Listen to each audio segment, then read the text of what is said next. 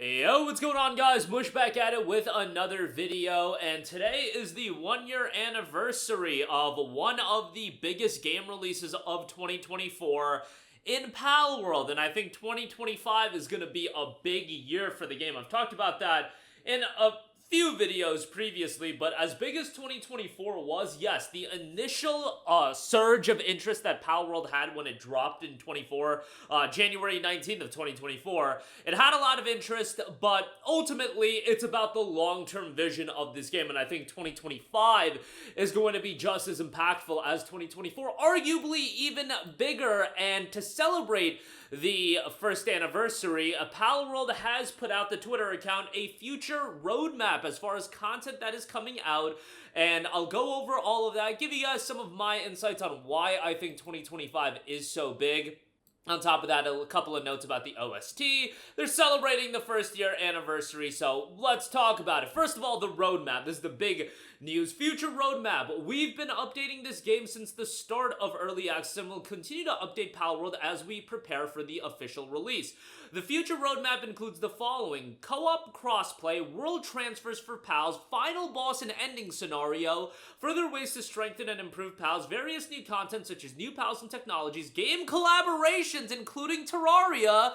Given that they say game collaborations, probably some other titles as well. Improvements to world object placement, improvements to base pals, improvements to optimization, improvements to UX as well. So they also know we hope you'll continue to support Palworld in its second year. A couple things to note here. It does feel like they are rounding out the content updates for Palworld here shortly, given that they're already talking about the final boss and ending scenario, but they also say new content such as new pals and technologies. I just wouldn't expect this game to grow double in size before Early Access. So we got the Sakurajima update, we got this latest update, Faybreak, and maybe we can get one more expansion at the level of Faybreak, but given the content in the game already at $30, I feel like is such a worthwhile purchase. Like, I know people that have sunk well over 100 hours into Palworld. If they decided, hey, that's gonna be the game with one more final boss and ending scenario in the game, I would be okay with that. And at that point, I do think this game is gonna continue to grow in terms of expansions and things like that. But once it comes out of Early Access, then we can talk a little bit more about, paid expansions and things like that. Because, again, I feel like as far as value goes, like, Palworld's given you content for your dollar. I really do feel like the content in there right now is worthwhile for the $30 asking price. Now, I do also expect the price point to go up as it comes out of Early Access. This just naturally happens with all games as they come out of Early Access. I imagine it'll go up to $39.99. If it goes up to $49.99, like, even that price point, if they add a decent bit, like $50 for the content that's there in Palworld, I don't know, maybe you guys think I'm crazy. I feel like the game's already offering you quite a lot, but as long as they continue to improve the UI, continue to improve the user experience, and then on top of that, they said that they're going to add new pals and technologies, I'm all for that. On top of that, game collaborations, I find that very, very exciting. Bear in mind that Krafton is working on Palworld Mobile. Krafton's got a couple of interesting umbrellas underneath them. They do have Tango Gameworks now, I believe, and you could do something, like, I'm just throwing something out there with everything being in the same wheelhouse. Hi-Fi Rush into Palworld? I mean, as far as content goes, those games, Hi-Fi Rush's IP within Palworld, I feel like there would be some crossover there. Like, could you imagine 808 as a pal or something like that? I think that would be pretty cool. I'm just throwing that out there in terms of game collaborations that would be a little out there, but also be interesting. I don't know, I'm throwing out Hi-Fi Rush because Krafton's in the bubble of working on the Palworld mobile title, and then Sony's also involved, and obviously Sony's got an incredible repertoire of IPs in their umbrella. Could you imagine some sort of a Horizon-like content added to Palworld, like a Horizon section? I mean, that would be so cool. There's just a lot of opportunities, and all you have to do is be open to game collaborations, and I understand, like, let's say they did a Horizon-inspired section of the game, they priced it at $9.99. You telling me people wouldn't buy it? Now,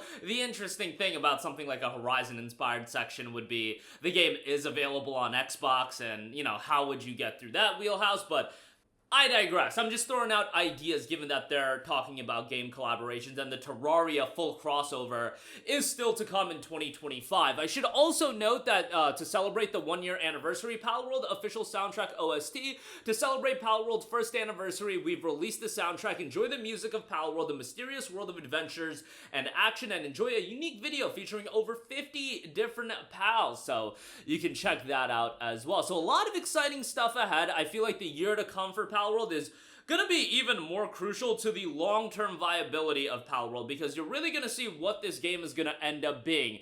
Whenever a game comes out and it gets that initial surge of interest, that's great, and obviously for a game like Palworld, where it is a buy-to-play game, like, they peaked at north of 2 million players, they got their $30 from each of those people, but in terms of this evolving into an IP that has staying power, 2025 is going to be more impactful in my opinion, especially as the game comes out of early access. And of course, there's a little lawsuit that is still going on, and seeing how that transpires over the course of 2025 is going to be very interesting.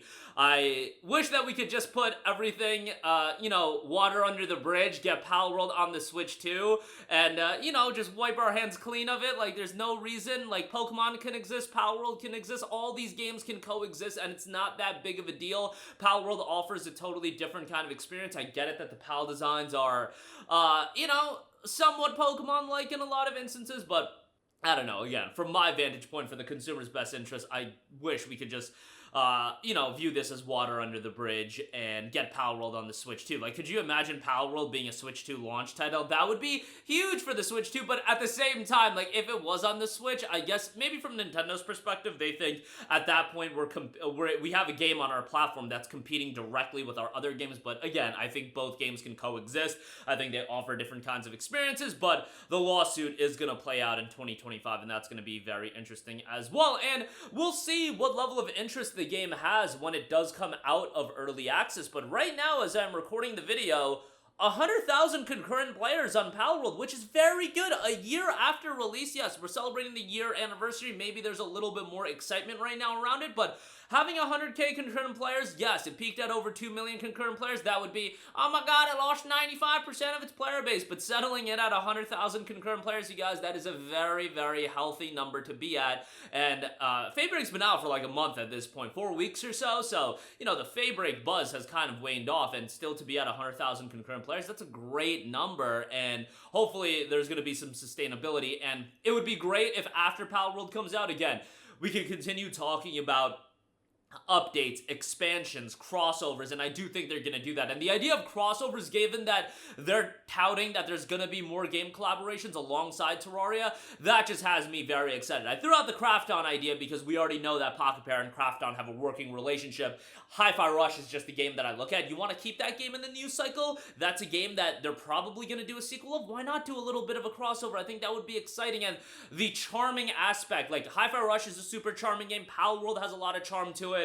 Seeing a character like 808 in Palworld will be cool. Or, like, how about Chai in 808 as, like, a boss in the game? I don't know. I'm just throwing out ideas there, but that's what game collaborations are supposed to be. They're supposed to be cool collabs, and I see a lot of potential in that. But, yeah, I think that's a pretty cool idea that I'm throwing out there. I think I'm the only person that threw out the Palworld and Hi-Fi Rush crossover, but I think that would be pretty dope. That'll do it for me. Let me know all of your thoughts in the comments section down below. As always, thanks for watching, and I will catch you guys in the next one. Peace out.